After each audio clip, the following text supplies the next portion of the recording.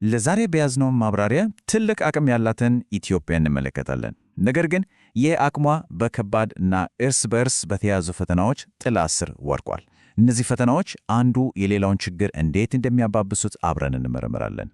እሺ፣ እንግዲያ ወደ ዋናው ጉዳይ እንግባ። የኢትዮጵያ የወደፊት ዕጣ ፈንታ በጣም ስስ ሚዛን ላይ ነው ያለው። ዛሬ የምንመረምረው አንድ ወሳኝ ሰንሰለት ነው። ግጭት እንዴት የትምህርት ስርዓቱን እንደሚያዳክም፣ የተዳከመው ትምህርት ደግሞ እንዴት ድህነትን እንደሚያሰፋ እና ይሁ ተደማምሮ እንደገና ወደ ግጭት እንዴት እንደሚመልስን እናያለን። አንዱ ሲወድቅ ሌላውን ይዞት የሚወድቅበት አዙሪት ነው። እንግዲያው የዚህን ውስብስብ ሰንሰለት የመጀመሪያውን ቀለበት እንመልከት፤ ግጭትና አለመረጋጋት። ይህ ችግር ለሌሎቹ ቀውሶች ሁሉ መሰረት በመሆን የሀገሪቱን እድገት ወደ ኋላ እየጎተተ ይገኛል። ይህ ቁጥር ብቻውን የሁኔታውን አሳሳቢነት በደንብ ይገልጻል። በ2014 የዓለም የሰላም መረጃ ጠቋሚ ላይ ኢትዮጵያ ከ163 ሀገራት 144ኛ ደረጃ ላይ ትገኛለች።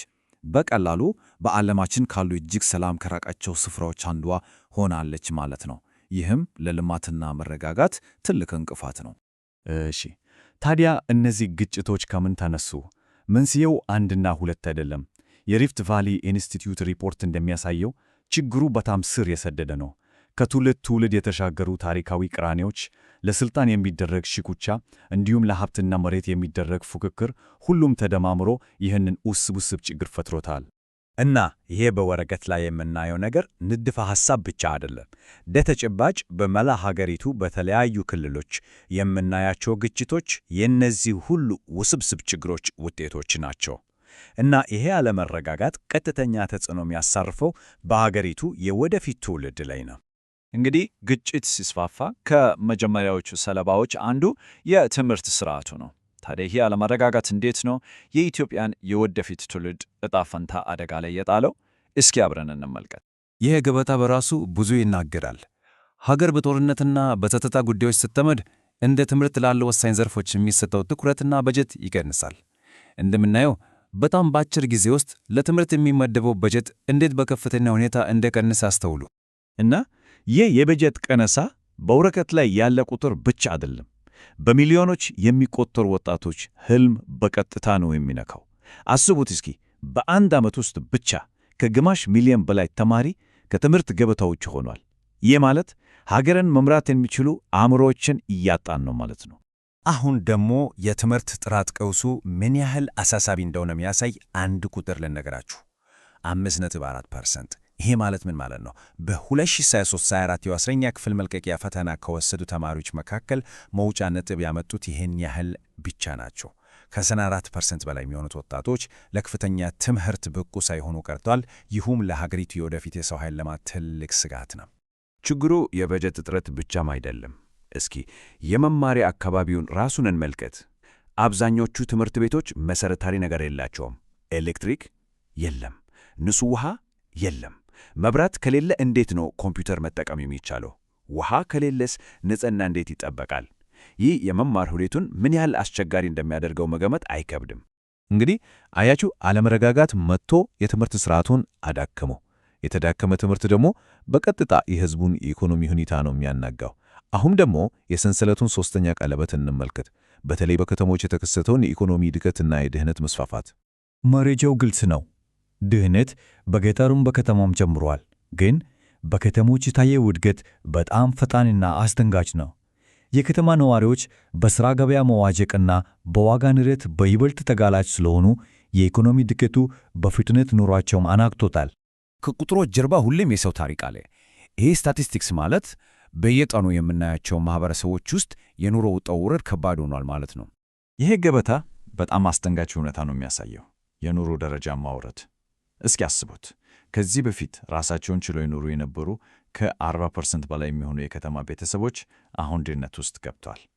ይህ የሚያሳየው የኢኮኖሚው እድገት መካከለኛውን የህብረተሰብ ክፍል እንዴት እንደሰባበረው። እዚህ ላይ ደግሞ በጣም ወሳኝ ነጥብ አለ። የሚሰሩ ድሆች ቁጥር እየበዛ መምጣቱ። ማለትም አንድ ሰው ጠዋት ወጥቶ ማታ ቢገባም እንኳን ኑሮውን መግፋት አልቻለም። ይህ የሚያሳየው ሥራ መያዝ ብቻውን ከድህነት እንደማያወጣ ነው። የዋጋ ንረቱ የደሞዝን ዋጋ አጥፍቶታል። ይህ ከዲፕ የድህነት ጥናት ሪፖርት የተወሰደው ጥቅስ የችግሩን ዋና ነጥብ ነው የሚያጠቃልለው። ችግሩ ሥራ ማጣት ብቻ አይደለም። ያለው ሥራም ቢሆን ሰዎችን ከድህነት አያወጣም። ዝቅተኛ ደሞዝና ያልተረጋጋ ሥራ የችግሩ አካል ናቸው። ስለዚህ መፍትሄው ሥራ መፍጠር ብቻ ሳይሆን ጥራት ያለውና ጥሩ ገቢ የሚያስገኝ ሥራ ማመቻቸት ነው። እሺ፣ እስካሁን ችግሮቹንና እንዴት እርስ በርስ እንደተሳሰሩ አየን። በጣም ከባድ ምስል ነው የሚሰለው። ታዲያ መውጫው ምንድን ነው? ይህንን አዙሪት መስበር ይቻላል? አሁን ወደ መፍትሄ ፍለጋው እናተኩር። በተለይም የሲቪል ማህበረሰብ ድርጅቶች ሊጫወቱ ስለሚችሉት ሚና እንወያይ። በዚህ ሁሉ ጨለማ ውስጥ ግን ተስፋ የሚሰጡ ነገሮች አሉ። የሲቪል ማህበረሰብ ድርጅቶች የምንላቸው ከሃይማኖት ተቋማት አንስቶ እስከ ተለያዩ ማህበራት ድረስ ይህንን የግጭትና የድህነት አዙሪት ለመስበር ከስር መሰረቱ የሰሩ ነው። ስራቸው በአራት ዋና ዋና ዘርፎች ይከፈላል። አንደኛ፣ ለተጎጂዎች ጠበቃ ማድረግ። ሁለተኛ፣ የመንግስትንም ሆነ የታጠቁ ቡድኖችን ተጠያቂነት ማረጋገጥ። ሶስተኛ፣ በተጋጩ ወገኖች መካከል እንደ አማላጅ ሆኖ መነጋገር እንዲችሉ ማገዝ እና አራተኛ፣ በማህበረሰቡ ውስጥ ሰላምን በማስተዋወቅ ዘላቂ መፍትሄ እንዲመጣ መስራት። ግን የእነዚህ ድርጅቶች ሥራ በጣም ከባድና በሾህ የተሞላ ነው። በአንድ በኩል ከመንግሥት ጫናና ጥርጣሬ ያለባቸው፣ በሌላ በኩል ደግሞ የገንዘብ እጥረት አንገብጋቢ ችግር ነው። ከሁሉም በላይ ደግሞ በግጭት አካባቢዎች የሚሰሩ ሠራተኞቻቸው ለከፍተኛ የደህንነት ስጋት የተጋለጡ ናቸው። ታዲያ በዚህ ሁሉ ችግር ውስጥ ስኬታማ ለመሆን ሚስጥሩ ምንድን ነው? ሪፖርቱ አንድ ወሳኝ ነጥብ ላይ ያተኩራል። መፍትሄው ከላይ ወደ ታች መምጣት የለበትም።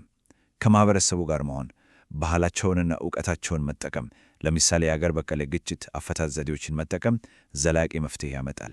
እንግዲህ የማብራሪያችንን ዋና ሐሳብ ስናጠቃለል ወደ መጀመሪያው ሐሳብ እንመለሳለን። ሁሉም ነገር ሰንሰለት ነው። ግጭት ትምህርትን ያፈርሳል። የተማረ ሰው ከሌለ ደግሞ ድህነት ይሰፋል። ድህነትና ተስፋ መቁረጥ ደግሞ እንደገና ለግጭት ምቹ ሁኔታን ይፈጥራል። ይሄ ለመስበር በጣም ከባድ ሆለ አዙሪት ነው። እናም በመጨረሻ በዚህ አንገብጋቢ ጥያቄ እንለያይ። ግጭት፣ ትምህርትና ኢኮኖሚ ይህን ያህል የተሳሰሩ በሆኑበት ሁኔታ ኢትዮጵያ ይህንን ከባድ አዙሪት ሰብራ ወደ ተሻለና የተረጋጋ ነገ መጓዝ ትችል ይሆን? መልሱ የሚወሰነው በቀጣይ በሚወሰዱ የጋራ እርምጃዎች ላይ ነው።